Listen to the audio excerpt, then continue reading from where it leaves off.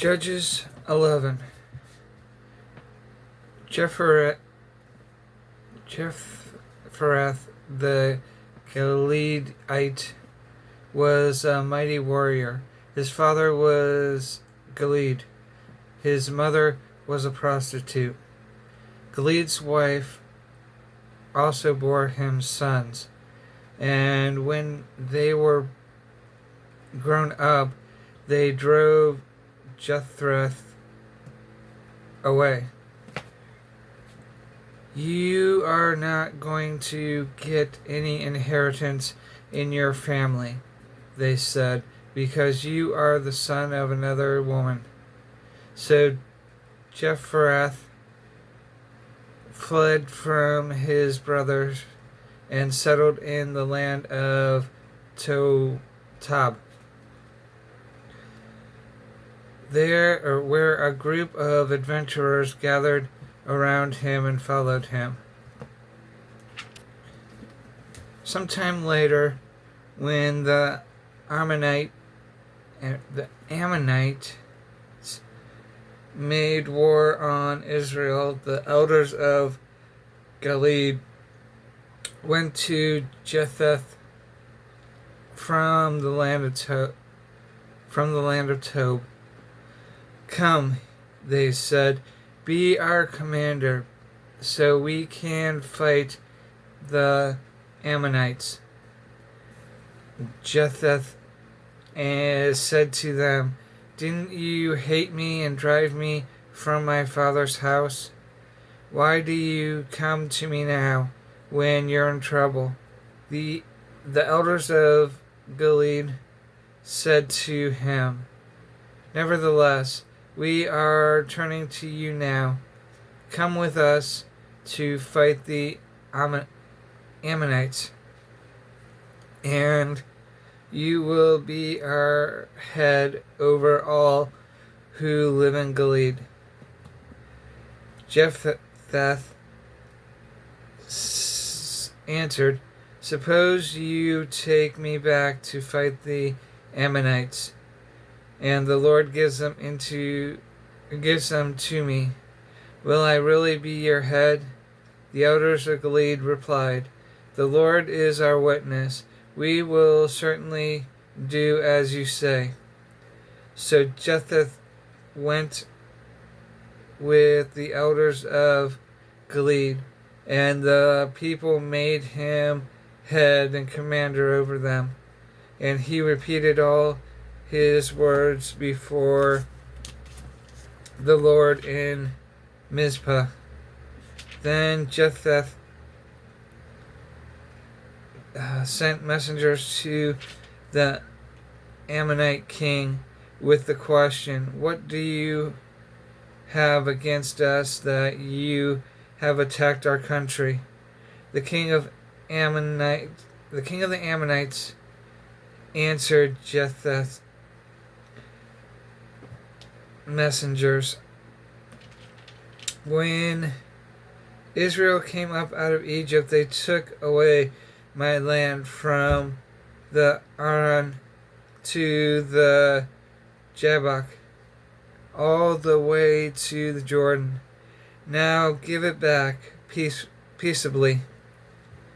Jephthah sent back messengers to the Ammonite king, saying, this is what Jephthah says.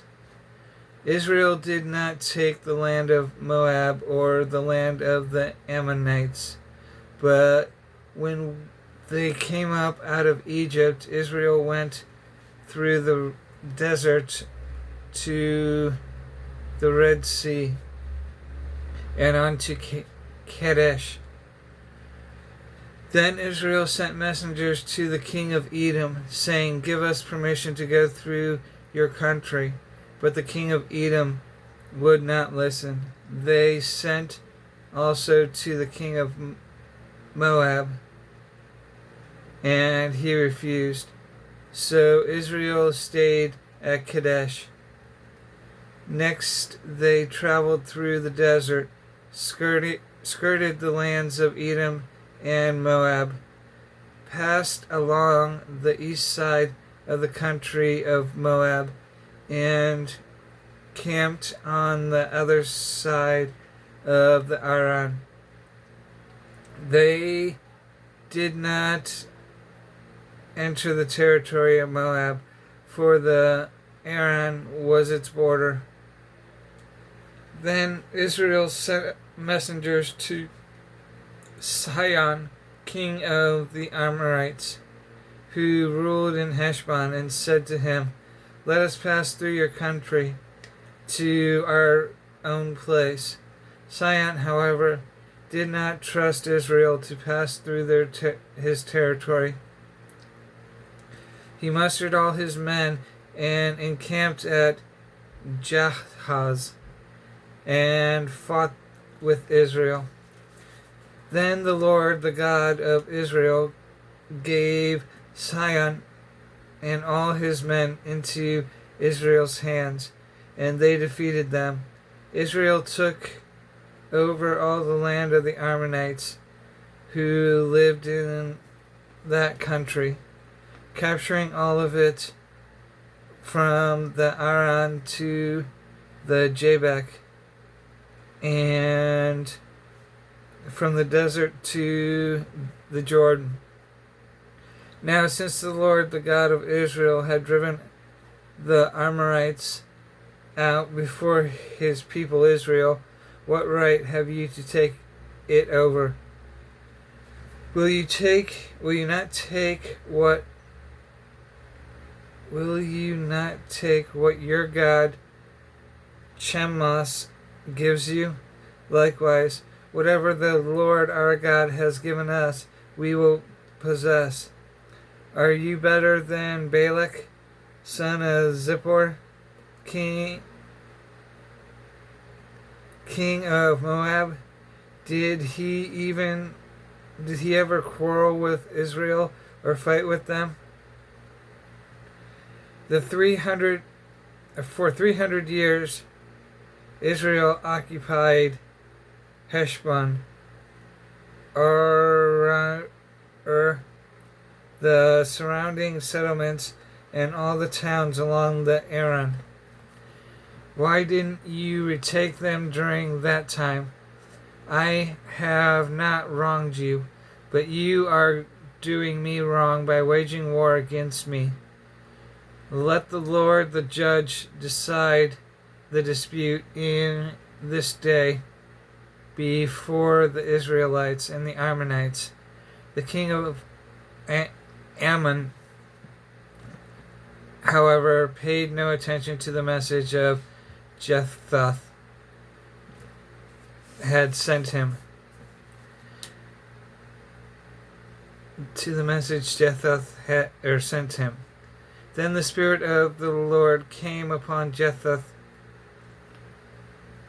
He crossed Gilead and Manasseh, passed through Mizpah of Gilead, and from there he advanced against the Ammonites. And Jephthah made a vow to the Lord, "If you give the Amorites into my hands, whatever comes out of the door of my house to meet me when I return in triumph from the Ammonites will be the Lord's, and I will sacrifice it as a burnt offering." Then Jephthah went over to fight the Ammonites, and the Lord gave them into his hands. He devastated them. He devastated 20 towns from Aor to the vicinity of Minnith, as far as Abel Keramim. Thus Israel subdued Ammon. When Jephthah returned to his home in Mizpah, who should come out to meet him but his daughter, dancing to the sound of tambourines? She was an only child. Except for her, he had neither son nor daughter. When he saw her, he tore his clothes and cried, "Oh, my daughter, you have made me miserable and wretched, because I have made a vow to the Lord that I cannot break." "My father," she replied, "you have given your word to the Lord.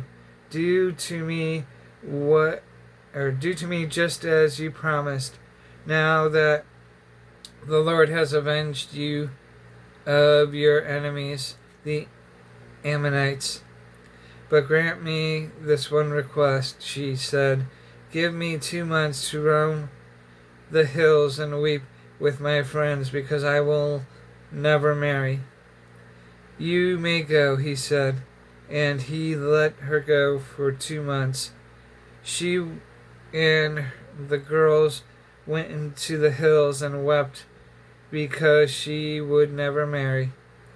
After 2 months, she returned to her father, and he did to her as he had vowed, and she was a virgin. From this comes the Israelite custom that each year the young women of Israel go out for 4 days to commemorate the daughter of Jephthah the Gileadite.